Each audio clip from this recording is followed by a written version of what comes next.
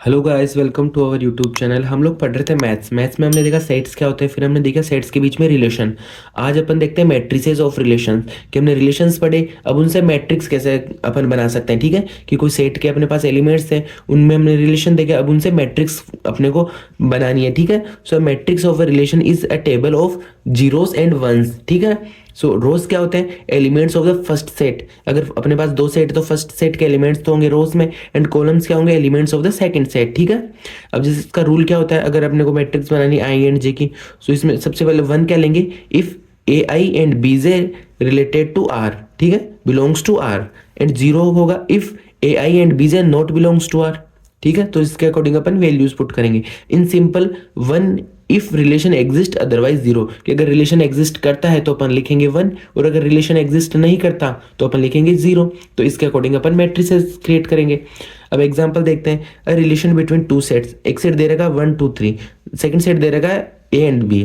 ठीक है, तो हम रिलेशन बनाएंगे 1a 2b 3a। ठीक है, ऐसा बनेगा 1 2 3, तो इसका इसके साथ, इसका इसके साथ, फिर लास्ट में इसका वापस ए के साथ। तो अब अपने को मैट्रिक्स बनानी है। ठीक है, so first one is one का ए के साथ, तो वन का क्या है? ए के साथ है, तो यहाँ पे तो वन, और बी के साथ नहीं है तो यहाँ जीरो रख दिए। फिर टू का बी के साथ है, तो टू में ए के साथ तो जीरो और बी के साथ वन, लास्ट में थ्री का वापस ए के साथ है। तो अब इससे अपन क्रिएट कर लेंगे मैट्रिक्स। और मैट्रिक्स हमने इससे पहले वाली वीडियोस में अच्छे से देख लिया कि मैट्रिक्स होती क्या है। सो द मैट्रिक्स इज 1 0 0 1 एंड 1 0। ठीक है, तो ऐसे अपन क्रिएट करते हैं मैट्रिक्स इन सेट्स। ठीक है, अब second one is relation on the same set. अब हमने देखा दो सेट्स पे, अब अपन देखते हैं सेम सेट पे अपन कैसे क्या मैट्रिक्स क्रिएट करते हैं। जैसे अपने पास सेट दे रहेगा 1 2 3, अब इसमें रिलेशन क्या क्या क्रिएट हो सकते हैं?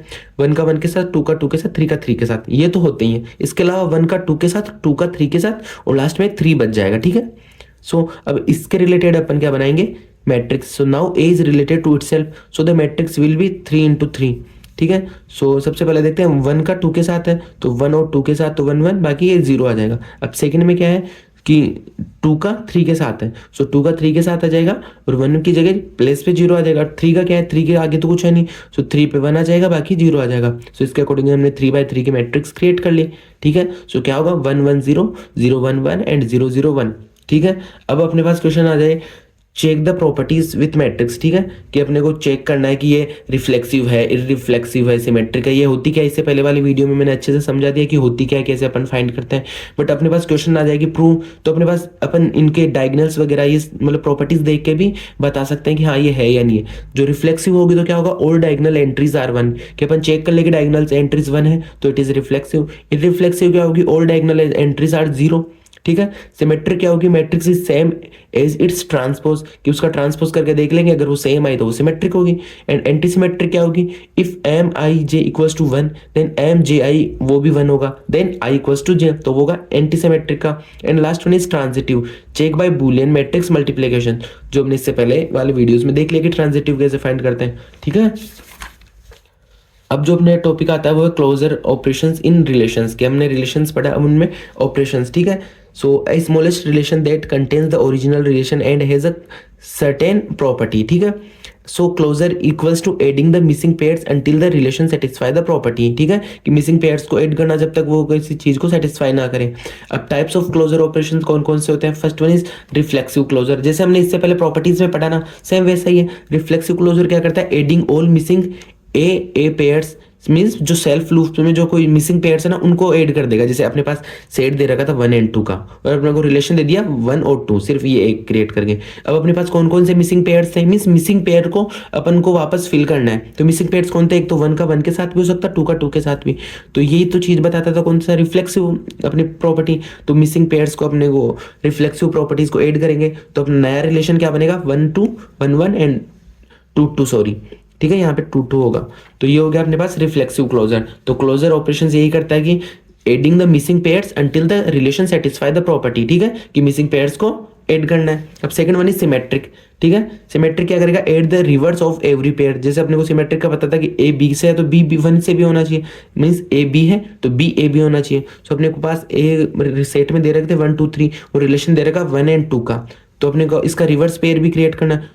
तो 1 and 2 का रिवर्स पेयर होगा 2 and 1, तो ये हमने बना दिया सिमेट्रिक क्लोजर रिलेशन। ठीक है, और third one is transitive closure. कौन सा है ट्रांजिटिव क्लोजर? ये क्या बताता है, ए बी है, बी सी है, सो ए और सी बी होगा, ठीक है। तो ये इसमें अपन क्रिएट करेंगे add pair so that if A and B and C exist then A C must exist. तो अपने को सेट दे रखा 1 2 3, इसमें रिलेशन दे रखा 1 2 एंड 2 3, तो अपन क्या क्रिएट करेंगे 1 एंड 3।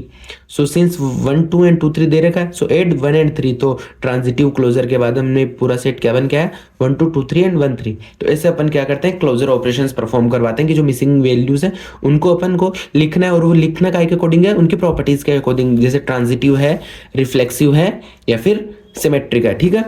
और आज के टॉपिक वीडियो का अपना लास्ट टॉपिक है वो क्या है, फंक्शंस, जैसे इंजेक्टिव, सरजेक्टिव एंड बाइजेक्टिव, ठीक है। सो फंक्शंस क्या होता है, functions f A belongs to B is a special kind of relation where each element of a set A, जैसे जो ए सेट होता है ना उसको अपन बोलते हैं डोमेन, ठीक है, is related to the exactly one element of set B, जिसको अपन बोलते हैं कोडोमेन। मींस ये तो होता है डोमेन और जिससे ये रिलेटेड होता है उसको बोलते हैं कोडोमेन, ठीक है। सो इन दोनों के बीच में क्या रिलेशन होगा, कैसे अपन फंक्शंस क्रिएट करेंगे, तो वो होगा फंक्शंस, ठीक है। सबसे फर्स्ट वन होता है अपने पास इंजेक्टिव। कौन सा? इंजेक्टिव। इंजेक्टिव क्या बताता है, different inputs give different outputs, ठीक है। मींस अलग अलग इनपुट हो गए, अलग अलग आउटपुट हो गए, सेम नहीं होगी कि वन का ए के साथ भी है बी का साथ भी है। सो एरोस नेवर मर्ज, तो एरोस कभी मर्ज नहीं होंगे इस किसमें, इंजेक्टिव में। And also known as 1 to 1 function. तो आपको पूछ लेता है ना 1 to 1 फंक्शन मींस सबका 1 1 ही होगा, किसी का एक का दो के साथ पेयर अप नहीं होगा, तो वो होता है इंजेक्टिव फंक्शन, ठीक है। फिर आता है अपने पास सरजेक्टिव फंक्शन। कौन सा?